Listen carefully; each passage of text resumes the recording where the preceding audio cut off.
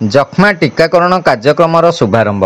ପ୍ରାପ୍ତବୟସ୍କଙ୍କ ନିମନ୍ତେ ଯକ୍ଷ୍ମା ପ୍ରତିଷେଧକ ସ୍ୱତନ୍ତ୍ର ବିସିଜି ଟିକାକରଣ କାର୍ଯ୍ୟକ୍ରମର ଶୁଭାରମ୍ଭ ହୋଇଯାଇଛି। ଶରଣକୂଳ ରାମ ମନ୍ଦିର ପ୍ରାଙ୍ଗଣରେ ଆୟୋଜିତ ଏହି କାର୍ଯ୍ୟକ୍ରମରେ ଶରଣକୂଳ ଗୋଷ୍ଠୀ ସ୍ୱାସ୍ଥ୍ୟ କେନ୍ଦ୍ରର ଭାରପ୍ରାପ୍ତ ସ୍ୱାସ୍ଥ୍ୟ ଚିକିତ୍ସାଧିକାରୀ ଅବିନାଶ ନାୟକଙ୍କ ତତ୍ତ୍ୱାବଧାନରେ ହେବା ସହିତ ମୁଖ୍ୟ ଅତିଥି ଭାବେ ଓଡ଼ଗାଁ 3 ନମ୍ବର ଜୋନ୍ର ଜିଲ୍ଲା ପରିଷଦ ସଭ୍ୟା ଚିନ୍ମୟ ଦାସ ରିବନ କାଟି ଶୁଭ ଉଦ୍ଘାଟନ କରିଥିଲେ। ଏହି ଅବସରରେ ବିସିଜି ଟିକା ଉପରେ ଉପସ୍ଥିତ ସମସ୍ତଙ୍କୁ ଭାରପ୍ରାପ୍ତ ସ୍ୱାସ୍ଥ୍ୟ ଚିକିତ୍ସାଧିକାରୀ ଏହି ଟିକାକରଣ ଉପରେ ସୂଚନା ପ୍ରଦାନ କରିଥିଲେ। ଜନସଂଖ୍ୟା ଦୃଷ୍ଟିରୁ ଶରଣକୂଳ ଗୋଷ୍ଠୀ ସ୍ୱାସ୍ଥ୍ୟ କେନ୍ଦ୍ରକୁ 31,500 ହିତାଧିକାରୀଙ୍କ ଲକ୍ଷ୍ୟ ଧାର୍ଯ୍ୟ କରାଯାଇଥିବା ବେଳେ ବର୍ତ୍ତମାନ ସୁଦ୍ଧା 24,600 ବୟସ୍କ ବ୍ୟକ୍ତିମାନଙ୍କ ରେଜିଷ୍ଟ୍ରେସନ କରାଯାଇଛି।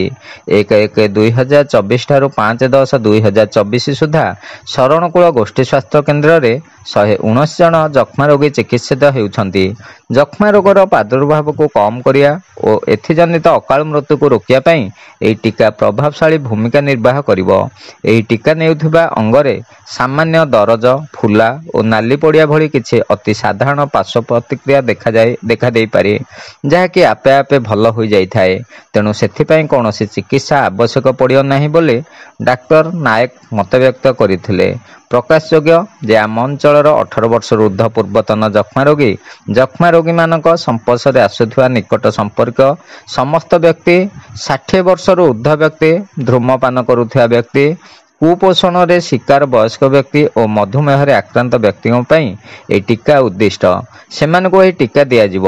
ଏହି ବ୍ୟକ୍ତିମାନେ ସ୍ୱାସ୍ଥ୍ୟ ଅଭିଯାନ ଚାଲୁଥିବା ସମୟରେ ଟିକାକରଣ କେନ୍ଦ୍ରକୁ ଯାଇ ଏହି ଟିକା ବିନା ମୂଲ୍ୟରେ ନେବାର କୌଣସି ପ୍ରତିବନ୍ଧକ ନାହିଁ। ବୟସ୍କ ବ୍ୟକ୍ତିମାନଙ୍କଠାରେ ରୋଗ ପ୍ରତିରୋଧକ କ୍ଷମତା ବଢ଼ାଇବା ଉଦ୍ଦେଶ୍ୟରେ ଏହି ବିସିଜି ଟିକାକରଣ କାର୍ଯ୍ୟକ୍ରମ ଏହାର ଲାଭ ଉଠାଇବା ପାଇଁ ଜନସାଧାରଣଙ୍କୁ ଅନୁରୋଧ କରାଯାଇଛି। ଏଥିସହିତ ଗୋଷ୍ଠୀ ସ୍ୱାସ୍ଥ୍ୟକେନ୍ଦ୍ର ତରଫରୁ ପ୍ରତି ଗାଁକୁ ଗାଁ ବୁଲି ଡାକବାଜି ଯନ୍ତ୍ର ସାହାଯ୍ୟରେ ଜନସାଧାରଣଙ୍କୁ ସଚେତନ କରାଯାଉଅଛି। କେବଳ HIV ଆକ୍ରାନ୍ତ ବ୍ୟକ୍ତି, ମହିଳା ଯୌନକର୍ମୀ, ନିଶାସକ୍ତ ବ୍ୟକ୍ତି, 3 ମାସରେ ରକ୍ତ ନେଉଥିବା ବ୍ୟକ୍ତି, କିଡନୀ ଟ୍ରାନ୍ସପ୍ଲାଣ୍ଟେସନ କରୁଥିବା ବ୍ୟକ୍ତି ଓ ଗର୍ଭବତୀ ମହିଳାମାନେ ଏହି ଟିକା ନେଇପାରିବେ ନାହିଁ। ଘର ଘର ବୁଲି ସର୍ଭେ କରାଯାଇଛି।